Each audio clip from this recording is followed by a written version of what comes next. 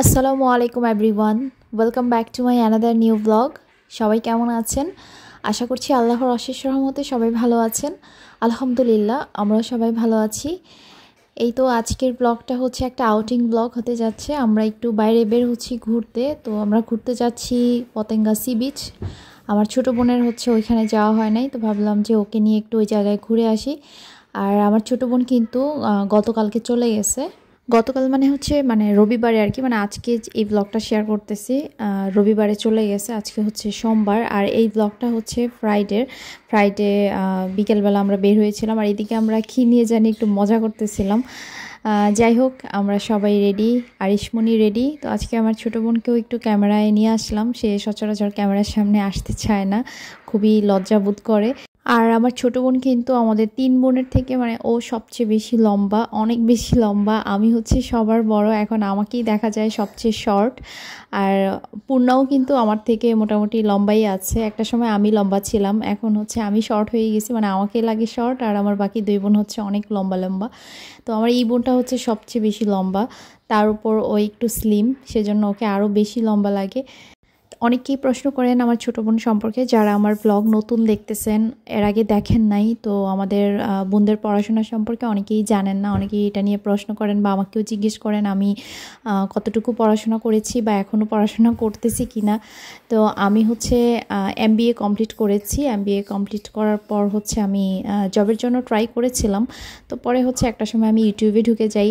আর তার উপর হচ্ছে আমার বিয়ে, বেবি চলে আসা, সব কিছু মিলে আসলে জবের জন্য ওইরকম চেষ্টাটা সত্যি কথা বলতে আমি আর করি নাই। আর যেহেতু মোটামুটি একটা প্রফেশনে তো আছি, ইউটিউবিং করতেছি, এটাও একটা প্রফেশন বলা চলে।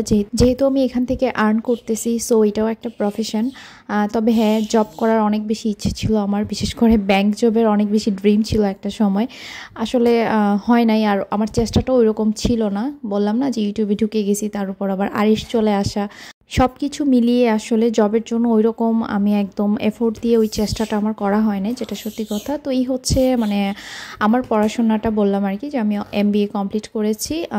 সাবজেক্ট হচ্ছে ম্যানেজমেন্ট। অনেকেই জিজ্ঞেস করেন আপনি কোন সাবজেক্ট থেকে BBA MBA করেছেন। তো আমি ম্যানেজমেন্ট থেকে BBA MBA করেছি। আর আমার হাজব্যান্ড হচ্ছে অ্যাকাউন্টিংয়ের। ও কিন্তু আমার সিনিয়র, ও আমার সেম এজ না, এটা নিয়ে অনেকেই কোয়েশ্চেন করেন। যাই হোক, আজকের ভিডিওতে অনেক কিছুই আমি বলে দিচ্ছি। আর এদিকে আমরা কিন্তু বাসা থেকে বের হয়ে পতেঙ্গার রোডেই আছি। আর আমার মেজো বোন হচ্ছে ড্যাফোডিল ইন্টারন্যাশনাল ইউনিভার্সিটি থেকে আর্কিটেক্ট সাবজেক্টে ও পড়াশোনা কমপ্লিট করলো। ও এখন একজন আর্কিটেক্ট ইঞ্জিনিয়ার। আর পাশাপাশি সে একটা জবও করতেছে। পাশাপাশি সে কিন্তু বিল্ডিং ডিজাইনের কাজও করে। সে ইতিমধ্যেই মাশাল্লাহ অনেকগুলো কাজ করেছে।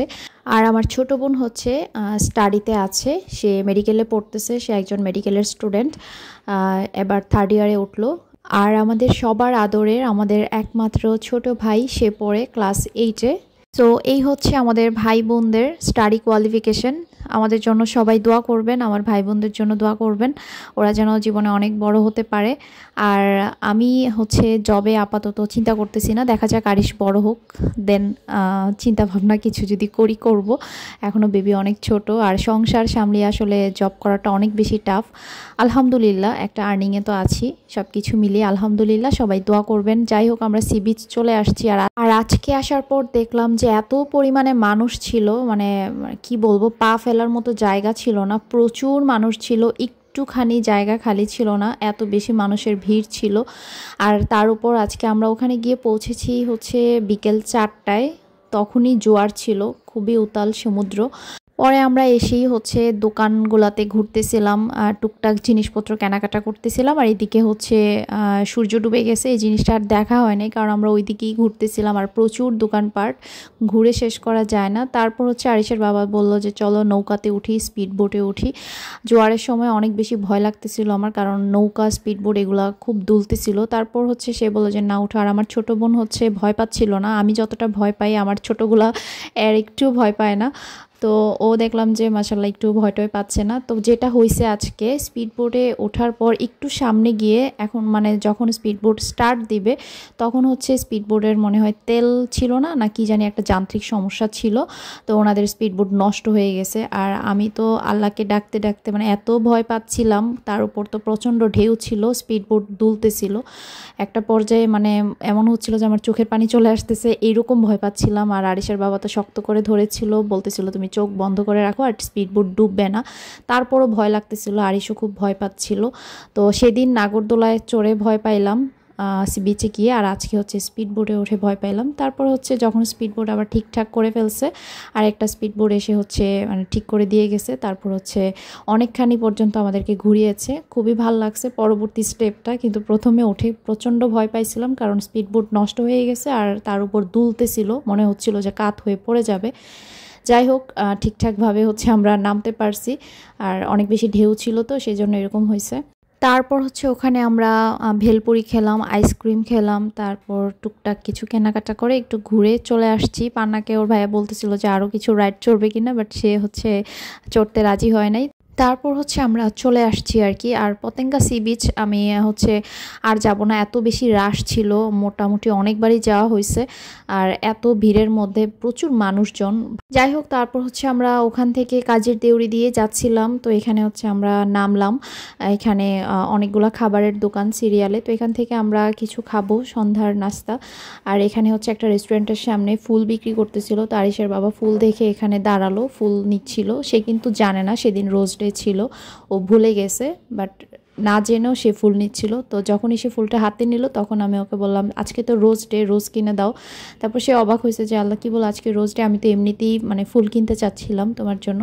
তারপর আমি ওকে বললাম যে বেশি কিনবা না, একটা কিনে দাও। তো পরে আমাকে একটা লাল গোলাপ কিনে দিল, আর পান্নাকে মানে ওর শালিকে দিল একটা হলুদ গোলাপ। ফুল নিয়ে আমরা চলে আসলাম একটা রেস্টুরেন্টে। এখন হচ্ছে এখানে আমরা কিছু খাবো। এখানে সিরিয়ালে অনেকগুলো রেস্টুরেন্ট, 2-3টাতে আমাদের খাওয়া হয়েছে, তো একটাতে ভাল লাগছিল, তো ওইটাতেই আবার আসলাম।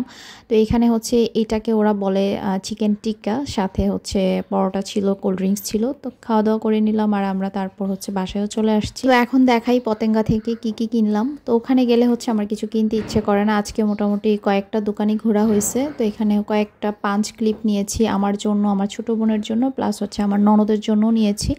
তো এখানে হচ্ছে তারপর রাবার ব্যান্ড ছিল, আর এই ছোট্ট পার্সটা আমার ছোটো বোনকে কিনে দিলাম। তারপর হচ্ছে আরিশ টয়স কিনলো, ওর পছন্দের গাড়ি টাড়ি। আর এখানে হচ্ছে আরিশের বাবা নিয়েছে আচার, আরও ছিল পপকর্ন, আরও টুকটাক খাবারের কি জানি ছিল, আমরা ওগুলা খেয়ে ফেলছি। আর এই তো এই ছিল টুকিটাকি কেনাকাটা। আজকে যে ফ্লাওয়ারের মতো পাঞ্চ ক্লিপগুলো নিলাম, এগুলো এখন ট্রেন্ডি ভাইরাল চলতেছে, আমারই কিনা হয় নাই, মনে হয় আমি লাস্ট কিনলাম। অনেকদিন থেকে এগুলো হচ্ছে ভাইরাল পাঞ্চ ক্লিপ, মানে কাঁকড়া ব্যান্ড আর কি। এই হেয়ার ব্যান্ডগুলো পরলেই বেশি ভালো লাগে। তো আজকে এ পর্যন্তই, আল্লাহ হাফেজ।